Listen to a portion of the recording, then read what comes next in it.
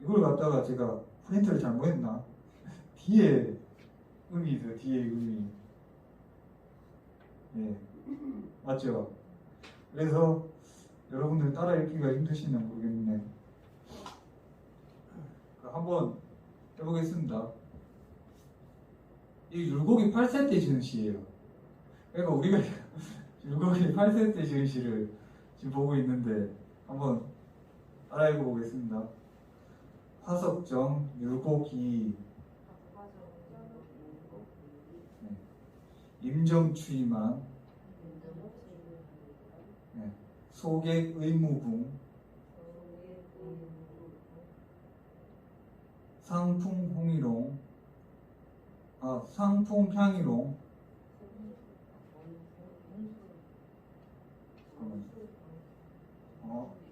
잘못됐나? 원수 연천벽. 네. 상풍향이롱 산토 고륜월 강한 말리풍 세용하처거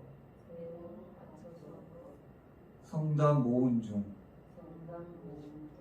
야, 이게 율곡이 8세 때 지은 시예요. 파주에 가보면 진짜 화석정이라고 있어요.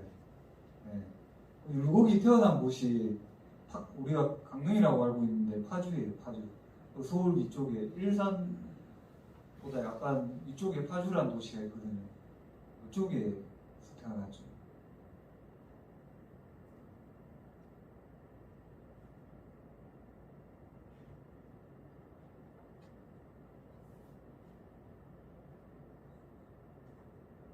한번 해석해 보겠습니다. 임정추이만. 숲속에 가을이 이미 저물어 가니. 예, 이게 숲속 정자를 말하는 거예요. 예, 임정. 정이라면 정자할 때 그 정이거든요. 가을이 이미 이자에 만. 늦을 만이니까 약간 저물어 간다는 거예요. 지금보다는 약간 뒤에 가을이겠죠. 소객 의무궁. 소객이라는 것은 나그네를 의미하는 거예요. 나그네의 뜻이 무궁, 다알궁. 뜻이 끝이 없다네. 원수 연천벽. 강물은 하늘 끝까지 따라 부르고. 원수라는 것은 이렇게 멀리서 이렇게 오는 몰원자잖아요. 네. 멀리 이렇게 있는 파주에 가면 강 같은 게 있어요. 예, 강이 흘러요. 그 위에 뭐 임진강도 있고 그렇더라고요. 제가 가방. 연자는 이을 연자죠. 천벽. 예. 하늘이 풀이다는 거예요. 풀을 벽자죠. 그리고 상풍향이로. 상풍이라는 것, 단풍을 의미해요. 그리고 일홍이라는 것은 그게 햇빛을 받아가지고 붉게 타오른다는 거예요. 네. 그리고 산토 고르널. 산 위에는 둥근 달이 솟아오르고. 산이 토하는 거죠. 달을. 토할 토자거든요. 네. 고르널. 고자는 외로울 고자인데 이렇게 달이 이렇게 홀로 이렇게 싹 이렇게. 룬월은 둥근 달을 말하는 거예요. 이런 게 솟아오른다는 거예요. 그리고 강한 말리풍. 강물은 끝없이 바람결에 일렁이네. 강자하고 함자는 이게 그거죠. 그걸 말리풍을 품는다는 거예요. 네. 제가 파주에 가보니까 진짜 그런 것 같더라고. 그런 강이 있고 약간 이렇게 바람도 살 불고 그러더라고. 약간 넓어요 거기가 보면. 그리고 세용하처거. 기러기는 어디로 날아가 버리는 거. 세홍이라는 것은 요 변방 기러기들 있잖아요. 파주에 보면 파주가 약간 변방 그런 거잖아요. 예, 그런 거 말이에요. 기러기가 이렇게 싹 지나가는 거. 그리고 하는 어디로 이런 뜻이고 천은 고쳐, 어는 갈고자죠. 기러기가 날아가는 거 가을에. 그리고 성단 모은 중 소리 저무는 구름 속에 사라지는. 그러니까 성단 소리가 단 끈을 단자죠. 사라진다는 거예요. 모은 중 그 저문 속에 구름 사이로 소리가 사라진다는 거예요. 이 시를 알려면 그 파주에 한번 가봐야 돼요. 예, 이 시의 분위기를 알려면. 친구가 그 일산에 살아가지고 제 동기가 자주 갔었거든요. 파주가 엄청 발전했어요 요즘에. 그리고 그 주위를 차 타고 이렇게 싹 돌아보고 그 임진각까지 이렇게 다 가봤는데 그런 이런 화석적인 시가 이렇게 생각나더라고요. 그런 분위기가 약간 견방이 좀 강이 싹 오르고 사람도 별로 없어요. 그 율곡이 이런 걸 보고 얼마나 감명을 받았으면 이 시가 정말 그 천재의 시라고 그러지 않습니까? 옛날에 저희 교수님이 항상 수업 시간을 시작하면 막 고승의 시를 막 적어요. 그러니까 중국에 있는 고승들의 시를 막 적어요. 그래서 여기 시 적을 사람 없냐고요. 제가 이 시를 칠판에다 적었어요. 감히. 이 시가 딱 보더니 이거 율곡의 시가 아니냐고 이러면 내가 졌다 이러는 거예요. 자기는 우리가 알지 못하는 그런 고승들 있잖아요. 시를 적어놓고 자랑하는 거죠. 자기가 시 많이 안다고. 근데 저는 진짜 이걸 써버리니까 우리나라의 최고의 천재 시를 적으니까 야 내가 졌다고 나는 뽐내려고만 했는데 야 너 이런 시 어떻게 하냐고 그러더라고. 그래 참 자기가 무슨 시를 아는지 그게 가장 중요해요. 제가 보기에는 수많은 시 중에서 그 율곡 선생을 알려면 화석정에 가는 것도 중요하지만 오죽헌이라고 있잖아요. 강릉에 가보셨어요 여기 이 사람? 갔었어요? 언제 겨울에 가셨어요? 여름에? 최근은 아니고 옛날에? 3년 전이면 괜찮아요. 저도 내보다는 좀 최근에 갔었는데 저 옛날에 나는 대학 다닐 때 갔었는데 와 선생님들이랑 다 가는데 정말 그 겨울에 갔었거든요.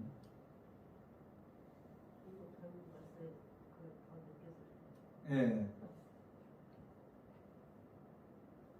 그래서 거기서 어렸을 때는 거기서 잘했다고 하더라고요. 율곡이 파주에서 태어났고 강릉이 사임당이 그거니까 살았던 곳이니까 그래서 외가에서 자란 거죠.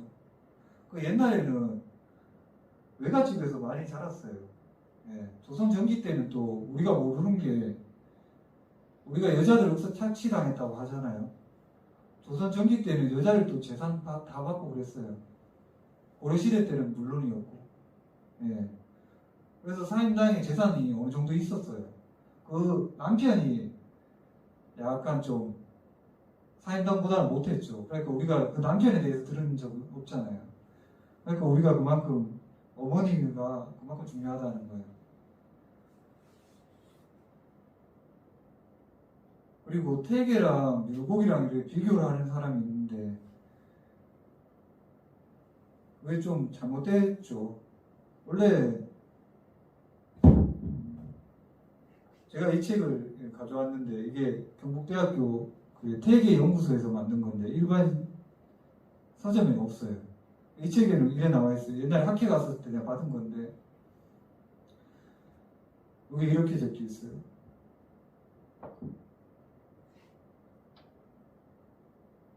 16세 때 어머니의 상을 당하여 3년을 지난 뒤에도 추모하는 마음을 이기지 못하다가 어느 날 공문사에 가서 불교 서적을 펴보고는 죽고 사는 문제에 관한 설명에 깊이 감동하여 그 학문이 간편하면서도 매우 오묘함에 기쁜 마음이 생겨 속세를 버리고자 하였다. 예, 율곡이 16세 때 그 사임당이 죽어요. 예, 그래서 정신을 못 차린 거죠. 그래서 불교에 잠깐 심취해요. 그 율곡 같은 천재도 13사 때 이미 과거에 진사 초시에 장원을 하고 구도장원이라잖아요. 장원을 9번 했거든요. 그리고 그만큼 천재였어요. 근데 어머니가 16세에 죽어버리니까 약간 정신이 방황을 하는 거예요. 청소년기에. 근데 계속 공부를 하다 보니까 불교가 약간 허원한 거죠. 허한 거죠. 그러니까 약간 허황되고 그런 걸 알았다는 거죠. 그 불교는 약간 사람의 마음을 약간 안정을 시켜줄 수는 있어요. 근데 현실과는 약간 동떨어져 있죠. 네, 그걸 율곡이 딱 깨달은 거예요. 그때 찾아간 사람이 태계예요. 네. 그리고 23세 때 도산으로 가서, 도산이라는 것은 그거죠. 도산소원. 가서 태계를 비하라고 경을 실천하고 사무가 접촉하는 방법에 관해서 문의하였다. 예. 그러니까 23세 때 태계를 찾아간 거죠. 자기는 이제 정신을 못 차리니까. 그래, 다시 한번 그래, 유학을 배워볼까 생각하고 태계를 찾아갔었어요. 근데 사람들이 이걸 모르죠. 그러니까 태계랑 율곡이랑 성벽을 이룬다. 우리는 역사에서 그렇게 배우잖아요. 근데 알고 보면 율곡도 태계의 제자였어요. 이게 잘못된 게 조선 후기 때 보면 서인 정권이라고 있었어요. 서인. 예. 우리가 그러니까 동인과 서인이 있었는데 이 동인이 북인과 남인으로 쪼개져요. 그러니까 북인은 남면 조식을 받드는 파였고 남인은 그 태계 이황의 제자들이었어요. 그 유성룡 같은 사람은 남인이었죠. 근데 나중에 역사가 계속 흘러가요. 북인이 광해군 때는 장악하고 나중에는 숙종 때 와가지고 이게 남인이 잠깐 장혜빈이 남인이었어요. 근데 그 숙종이 그걸 정치적으로 이용해서 장혜빈을 죽이고 예, 최종적으로 남인이 서인한테 패해줘. 그 뒤로부터 서인이 이 정권을 다 잡은 거예요. 서인 쪽이. 근데 서인들이 가장 자기의 스승으로 올리는 사람이 율곡이었어요. 근데 남인이 올리는 사람은 태계잖아요. 그러니까 마지막에 자기들한테 진 사람이. 그러니까 율곡을 태계랑 같이 이렇게 올려버린 거죠. 네. 그래서 어찌 보면 조선 후기를 지배한 것은 태계 학문보다는 약간 송시열 계열이 있거든요. 그러니까 서인 쪽이 율곡 이렇게 쭉 이어지면 율곡보다는 제가 보기엔 송시열의 영향을 많이 받았습니다. 이 사람들은 정말 보수적이에요. 네. 완전 오직 주작 있잖아요. 그러니까 조선 후기 때 보면 남녀가 완전히 격차가 너무 나는 거예요. 이렇게 복장 같은 것도 그렇고 예전에는 조선 전기 때만 해도 사임당처럼 이렇게 여자들이 이렇게 능력도 발휘할 수 있고 그랬거든요. 재산도 받을 수 있고. 근데 후기 때는 이게 너무 주자학적으로 가버리니까 서인이 자꾸만 지금 우리가 생각하는 조선 시대 여성의 상이 돼버린 거예요. 억압하고 제사도 있잖아요. 그렇게 지내고 무조건 유학이 최고다. 불교